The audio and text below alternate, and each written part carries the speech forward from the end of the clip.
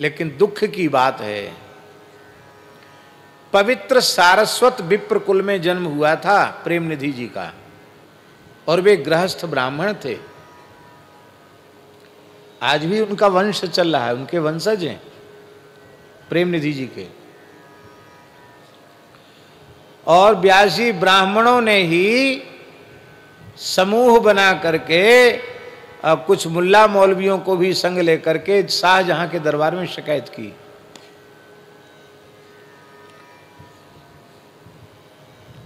और तो कुछ उनको दिखा नहीं, बोले घोर अन्याय हो रहा है, हिंदू धर्म के साथ खिलवाड़ हो रहा। महाराज आप इस्लाम को मानने वाले हैं, अच्छी बात है, लेकिन आप राजा हैं, आपको सब धर्मों की रक्षा करनी चाहिए, हिंदू धर्म की मर्यादा को बचाइए। क्या हो गया? बोले तमाम स्त्रियों को इकट्ठा करता है, प्रेमनिधि नाम का एक कुल कलंक पैदा हुआ है, और वो नाचता है, कभी पैर में घुंघरू बांध लेता है, कभी नाचता है, कभी गाता है, कभी रोता है। स्त्रियां भी नाचने लग जाती हैं। कुछ लोलुप लंपट पुरुष भी स्त्रियों के कारण वहां इकट्ठे हो जाते हैं। और महाराज ये सत्संग के नाम पर घोर दुराचार अनाचार हो रहा है। ये शिकायत ब्राह्मणों ने की। जिनको नाभाजी करे प्रगट अमित गुण, जिनके गुणों की सीमा ही नहीं, जिनके नक्शे सिकतक प्रेम ही प्रेम लबालब भरा हुआ है, उन प्रेमनिधि के ऊपर दुराचार का आरोप लगाया दुष्टों ने। और बादशाह शाहजहां बड़ा कट्टर था, उसे तो पहले ही खटक रहा था कि यही एक अकेला है जो यहां इस्लाम के प्रचार में बाधक है। तो बहुत अच्छा हुआ इसी के समाज के लोग इसकी शिकायत लेके आए हैं। तत्काल शाहजहां ने कहा कि उस काफिर को हथकड़ी बेड़ी जकड़ करके तत्काल जेल में डाल दो, कैद में डाल दो, जेल में डाल दो। बाद में सभी पक्षों को बुलाकर न्याय किया जाएगा, इंसाफ पीछे होगा, पहले इसको कठोर कारावास की सजा मिलनी चाहिए, दे दो। व्यास जी लगभग यही समय था, 5 बजे का। अपरस की सेवा ठाकुर जी की, और श्री प्रेमनिधि जी बड़े भाव से, गर्मी का समय था, सुराही जो मिट्टी की है झारी, उसमें छान कर श्री यमुना जी का जल भरा गया था। यमुना जी का जल रजत पात्र में लेकर थोड़ी मिश्री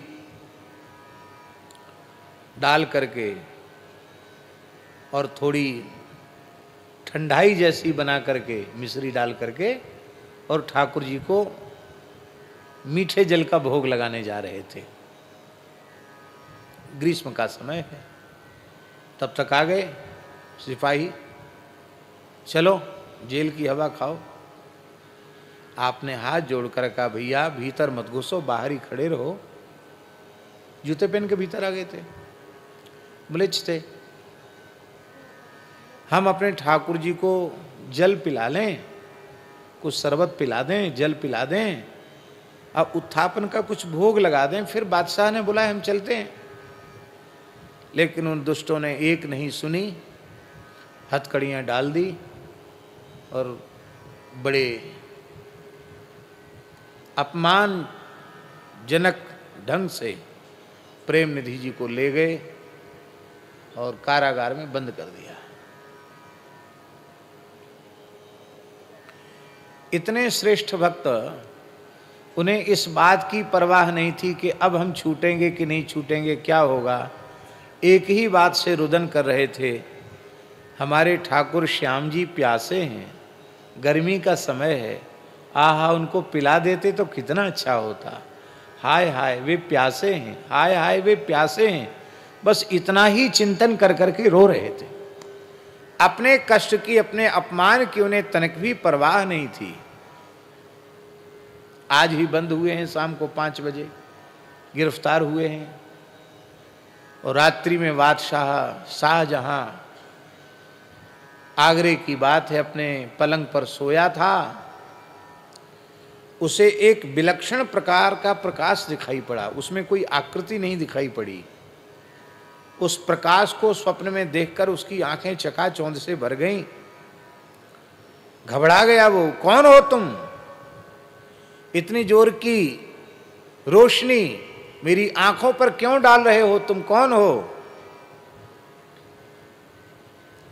अरे मूर्ख, आवाज आई प्रकाश से, अरे मूर्ख, तू मेरा परिचय जानना चाहता है? तू अपनी भाषा में जिसे अल्लाह कहता है, खुदा कहता है, मैं वही हूं। इस पूरी दुनिया का मैं मालिक हूं।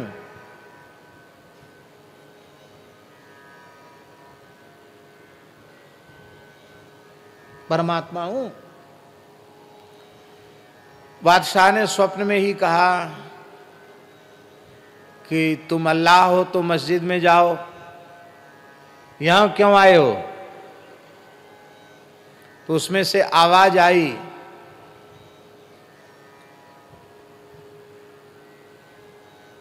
मुझे पानी पीना है, मैं प्यासा हूं।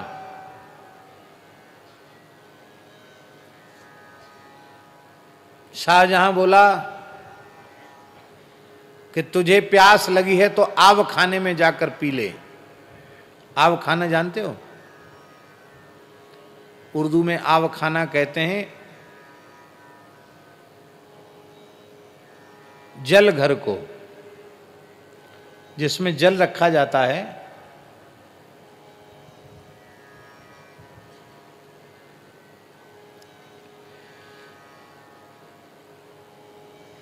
जिसमें जल रखा जाता है उसको आव खाना कहते हैं।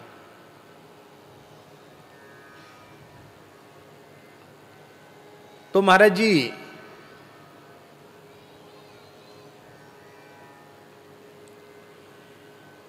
आवाज आई, बहुत ध्यान से सुने, बड़ी अद्भुत बात है।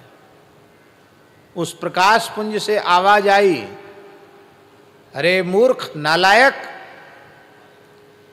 तुझे प्यास लगती है तो तू क्या आव खाने में जाकर पानी पीता है?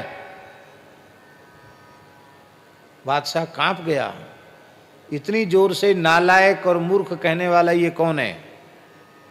कि नहीं, मैं अपने हाथ से पानी क्यों पीऊंगा? मुझे पिलाने वाले बहुत नौकर हैं, बहुत मेरे गुलाम हैं जो मेरी सेवा करते हैं। तो तुम अपने हाथ से नहीं पी सकते हो तो मैं तुम्हें पिला दूं?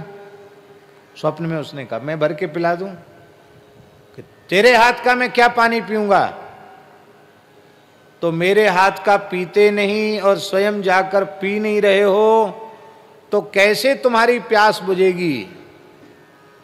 तो ठाकुर जी ने कहा, रे मूर्ख, मुझे जल पिलाने वाले, शरबत पिलाने वाले, भोग लगाने वाले, लाड़ लड़ाने वाले को तो तूने कारागार में बंद कर रखा है।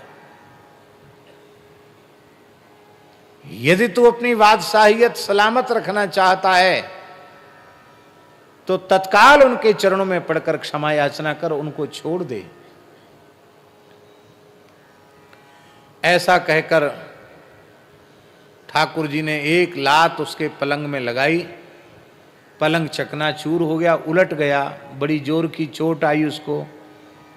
तब उसको लगा कि, नहीं तो उसको लगता है ये तो सपना है। जब प्रत्यक्ष में उसका पलंग टूट गया, उसको चोट आ गई, तब वो समझा कि सपना नहीं, ये तो कोई चमत्कारिक घटना थी।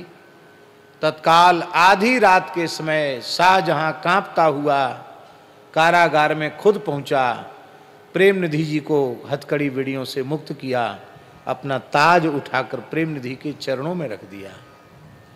कहा, आप सच्चे बंदे हैं, सच्चे भक्त हैं। आपके ही लोगों ने, आपके समाज के ही लोगों ने आपकी निंदा की थी, इसलिए मैं दंड देने को मजबूर हुआ। मुझसे कुछ भूमि ले लो, जायदाद ले लो, संपत्ति ले लो। प्रेम निधि ने हाथ जोड़कर बड़ी विनम्रता से कहा कि हमको कुछ देना चाहते तो इतना ही बहुत है कि हमको छेड़ो मत, हमारी उपासना में हम विघ्न मत डालो, ना हमारे पास कभी आओ ना हमें कभी बुलाओ, हम अपनी रहनी से रहकर भजन करें, बस इतना ही, और हमें कुछ नहीं चाहिए, कुछ भी नहीं लिया है। बोले अब आप कहाँ जाएंगे, अर्धरात्रि है, आपको वाहन से भेज देता हूँ। कहा नहीं, मैं पैदल ही जाऊँगा और पहले यमुना जी जाऊँगा। अर्धरात्रि कोई महाराज जी वो यमुना जी चले गए। श्री यमुना जी को प्रणाम किया, रोकर श्री यमुना जी से कहा कि हे श्री यमुना जी,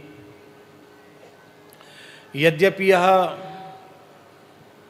स्नान का समय नहीं है, लेकिन हमारे ठाकुर भूखे हैं और तुम तो उनकी पटरानी हो, इसलिए उनका ये सुख का विचार करके मेरे ऊपर दोष न लगे, आपने यमुना जी में स्नान किया, फिर कलश भर के जल भरा, छान करके जल भरा, सिर पर जल ले करके आए, यज्ञोपवीत बदला। और ये कलिकाल की घटना है, आज भी ठाकुर श्याम जी आगरा में विराज रहे हैं। जैसे ही जल छान करके ठाकुर जी के सामने रखा, व्यास जी सुराही भर जल ठाकुर जी पी गए, इतनी प्यास ठाकुर जी को लगी थी।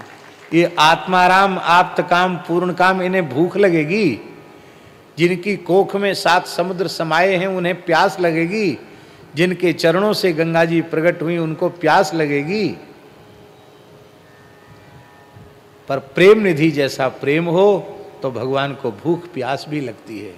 हम इसलिए कह रहे हैं कि प्रेम निधि जैसे महान संत के ऊपर भी लोगों ने दोष लगाए। कौन ऐसा हुआ जिसके ऊपर इस सृष्टि ने दोष आरोपण न किया हो? भगवान